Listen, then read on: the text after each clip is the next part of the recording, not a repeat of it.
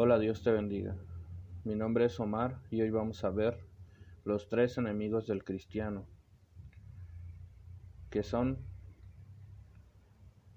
el diablo, el mundo y la carne. Después de conocer en verdad al Señor Jesucristo, en el cristiano se produce un fenómeno llamado la muerte del viejo hombre y el renacimiento del nuevo, o de la nueva naturaleza, que sucede cuando el espíritu del hombre que está muerto por el pecado y separado de Dios revive en lo que se llama el nuevo nacimiento, y por primera vez siente vergüenza por sus pecados e indignidad, siente temor de Dios y experimenta también por primera vez el verdadero amor, el perdón y la gracia de Dios. Desde ese momento esa persona se declara o se convierte el enemigo número uno de Satanás, del diablo, el enemigo del mundo y del pecado que está en su carne. Él va a tener que luchar durante toda su vida y estar en guardia constantemente de no caer por culpa de esos tres enemigos. Y aunque su salvación está eternamente asegurada y no puede sufrir cambio alguno, es decir, que pase lo que pase, Dios le dará su promesa de vida eterna, la salvación de su alma, o en palabras de Pedro, una herencia incorruptible, incontaminada e inmarcesible, reservada en los cielos para ustedes. 1 de Pedro 1:4. No obstante, también en el momento de la salvación del creyente sucede otra cosa llamada la santificación, que es separar el espíritu, alma y cuerpo del creyente del pecado, del mundo y del diablo hacia Dios, hacia su reino, y pasa de ser esclavo de Satanás a ser el esclavo de Jesucristo, y él, Jesucristo, su amo y Señor absoluto. Y aunque esta santificación también no se puede perder y es eterna, como dice el libro de Hebreos, porque con una sola ofrenda hizo perfectos para siempre a los santificados, Hebreos 10:14. No obstante, todavía tenemos que santificarnos diariamente, ya no en el espíritu, sino en la carne, en el cuerpo, en la mente, en el alma, con ayuda de Dios y de su Espíritu, para ir transformándonos por el poder del Espíritu Santo cada vez más a la imagen del Hijo de Dios, a un varón perfecto y santo. Es ahí donde estos tres enemigos que ahora vamos a explicar a continuación nos afectan y entran en nuestras vidas para quebrantarnos, frustrarnos y, como ya dije, no para hacernos perecer en el infierno y perder la salvación, pero sí para que seamos miserables, infructíferos, e impedir la santificación de Dios en nosotros, e impedir que las almas se salven y vengan al conocimiento de la verdad, gracias a nuestro testimonio, a nuestro amor, gracias a que somos la sal y la luz en el mundo, como dijo Jesús, y seamos luz en este mundo de tinieblas, y seamos sal en este mundo podrido. Así es como actúa Satanás. Pero vamos a pasar a ver el número 1, la carne. La carne en la Biblia puede significar varios puntos, en especial dos, que pueden ser: número 1, el cuerpo humano normal o la humanidad en general, pero también, y este es nuestro caso, puede significar la naturaleza humana pecaminosa, y esa se produjo cuando Adán cayó en pecado en el huerto del Edén, y todos sus hijos, es decir, nosotros, tenemos esa naturaleza de muerte y de pecado. La carne en griego se dice sarx, donde habita el pecado, y es la parte del corazón que se regocija y se goza con todo lo prohibido y mal. Como dice Jeremías 17:9, engañoso es el corazón y perverso, ¿quién lo conocerá? Gálatas 5:17 nos dice, porque el deseo de la carne es contra el espíritu, y el espíritu es contra la carne, y estos luchan entre sí para que no hagas lo que quisierais. Es la batalla del cuerpo entre el Espíritu Santo y el humano, siendo vivificados, en contra del pecado que está en el corazón y en los miembros del cuerpo. Es una batalla entre el bien y el mal, entre la santidad y la inmundicia, que puede verse bastante agotadora en algunos casos si no se usan los medios de gracia que Dios ha dispuesto en amor para nosotros, como puede ser la oración, la palabra, la comunión de creyentes, que se exhorten y se animen y se consuelen unos a otros en amor. Pero sobre todo al no ser llenos del Espíritu Santo ni tener comunión con Él, quien es el que en verdad puede ayudarnos y librarnos y transformarnos a una mejor manera de vivir. Entonces respondió y me habló diciendo: Esta es la palabra de Jehová a Zorobabel, que dice: No con ejército, ni con fuerza, sino con mi espíritu, ha dicho Jehová de los ejércitos. Zacarías 4:6. Ahora pasamos a examinar el enemigo número 2 del cristiano, que es el mundo. Esto no se refiere al mundo físico que vemos, nuestro planeta Tierra, pues Dios mismo lo creó con amor e hizo todo perfecto al principio.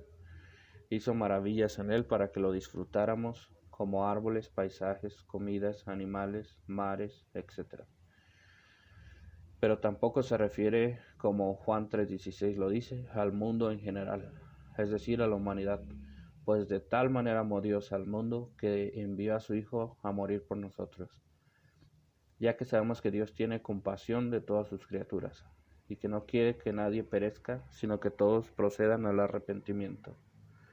Más bien, cuando la Biblia hace mención del mundo como enemigo de Dios y del cristiano, se refiere al sistema de pensamiento y filosofía mundana y diabólica, diseñada desde la caída del hombre para hacer pecar al hombre y alejarse de Dios, al engañarlo por medio de malos deseos del corazón y llenarlo de ídolos que adore en lugar de Dios, como pueden ser el poder, el dinero, la fama, la vanagloria, las mujeres, la pornografía, la gula, el deporte y mil cosas más.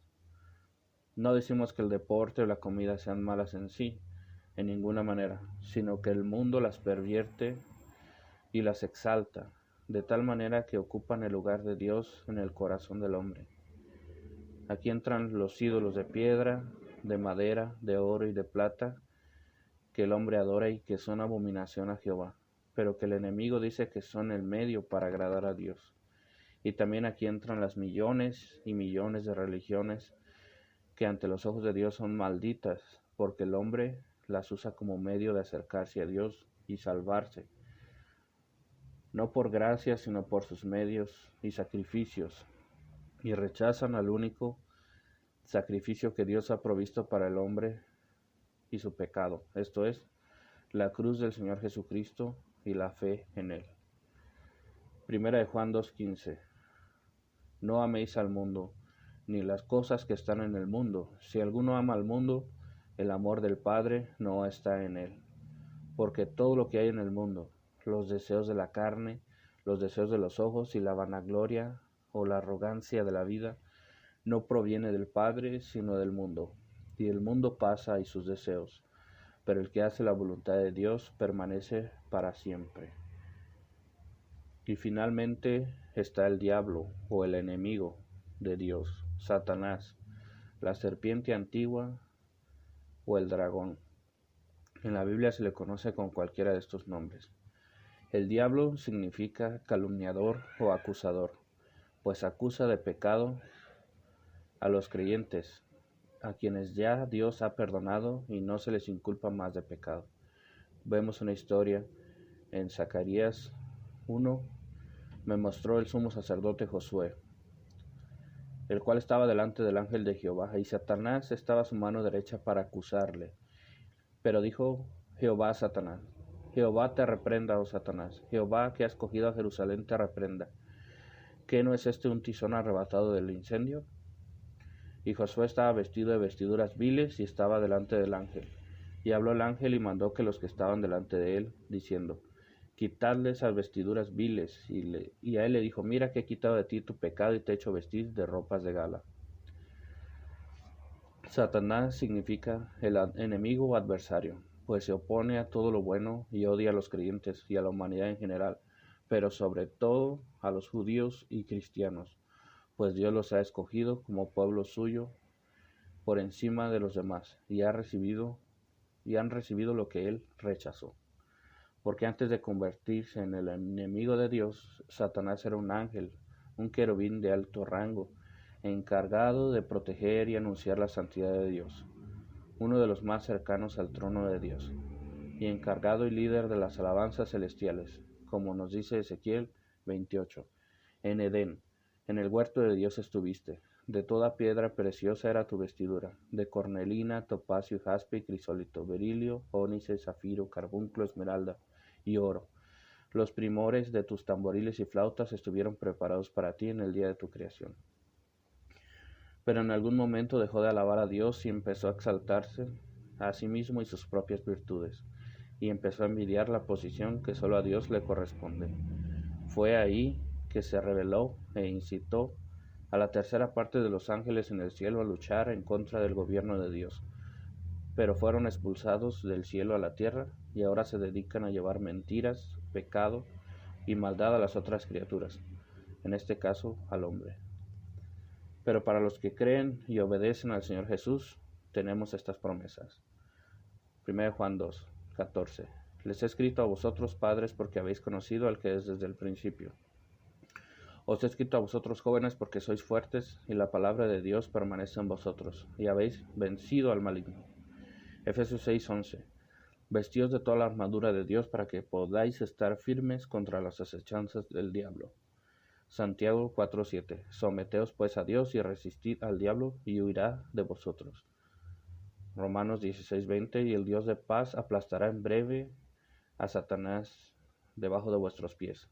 La gracia de nuestro Señor Jesucristo sea con vosotros. Y finalmente Apocalipsis 20:10. Y el diablo que los engañaba fue lanzado en el lago de fuego y azufre, donde estaba la bestia y el falso profeta, y serán atormentados día y noche por los siglos de los siglos. Amén. Dios te bendiga.